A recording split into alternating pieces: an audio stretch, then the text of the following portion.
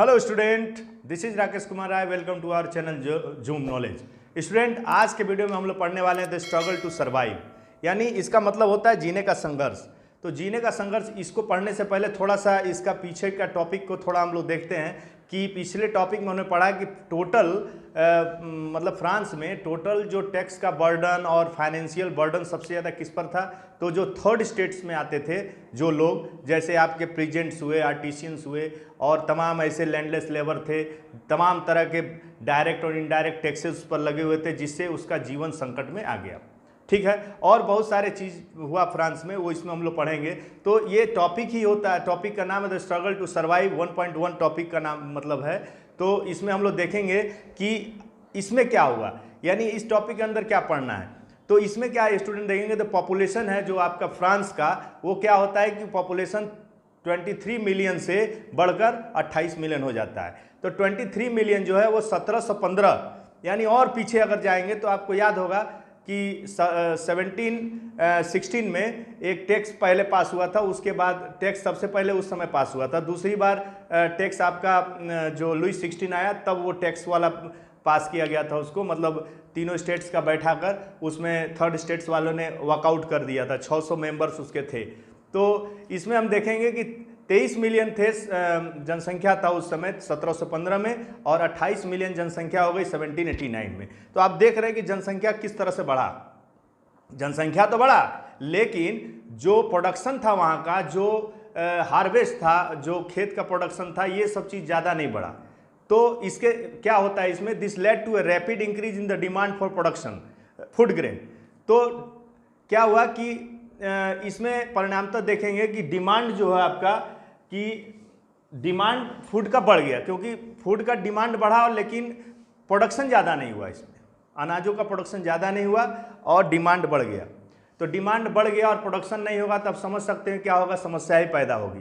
तो आगे का उसमें है, production of grains could not keep pace with the demand, यानी प्रोडक्शन के साथ इतना कम था कि जनसंख्या के साथ वो क्या करे कि पेश नहीं कर पाया वो। ठीक है, so the price of bread which was the staple diet of the majority, यानी वहाँ का स्टेपल डाइट देखेंगे मेजोरिटी का, यानी ज़्यादातर वहाँ जनसंख्या का जो स्टेपल डाइट था वो क्या था, ब्रेड था।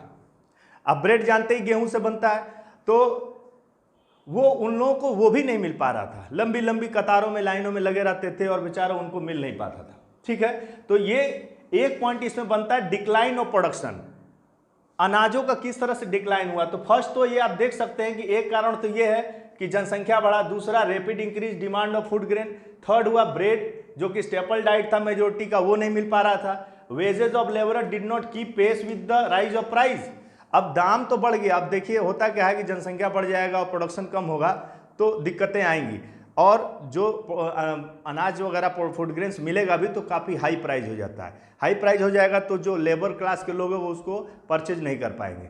परचेज नहीं कर पाएंगे तो क्या होगा, समस्याएं पैदा होंगी।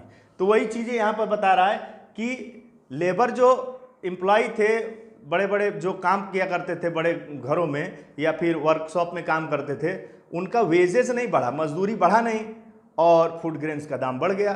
तो इससे समस्या उन लोगों को देखना पड़ा। तो इस तरह से क्या हुआ कि जो अमीर थे, जो रिच, देखिए the gap between poor and the rich wide and, अमीर और गरीब के बीच में बहुत खाई बढ़ती गई। ठीक है, तो आप इस टॉपिक में ये लिख सकते हैं, डिक्लाइन ऑफ प्रोडक्शन एक हुआ पॉइंट, और दूसरी बात ये हुई कि वहाँ पर नेचुरल थोड़ा सा प्राकृतिक मार भी झेलना पड़ा उनको। क्या हुआ कि ड्राफ्ट और हेल, यानी सूखा भी पड़ गया वहाँ और ओला वृष्टि भी हुई, जिसके वजह से फर्दर रिड्यूस द हार्वेस्ट, जो खेती हो भी रहा था, जो अनाज पैदा, वो भी धीरे धीरे रिड्यूस हो गया, कम हो गया। यही कारण है स्टूडेंट कि this led to subsistence crisis, इसलिए वहाँ पर जीने का संघर्ष पैदा हो गया।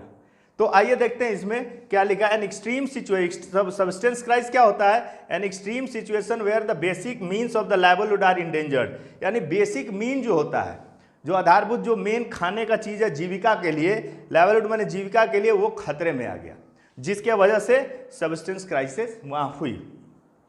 इसको सब्सटेंस क्राइसिस बोलते हैं। तो आई होप स्टूडेंट इसको आप अच्छी तरह समझे होंगे। इस नोट्स को भी आप लिख सकते हैं, और क्वेश्चन इसमें से आता है कि सब्सटेंस क्राइसिस क्या होता है और उसका इम्पैक्ट किस तरह से, वाई वाई सब्सटेंस क्राइसिस, तो ये सारा पॉइंट को आप लिख सकते हैं। Thank you student.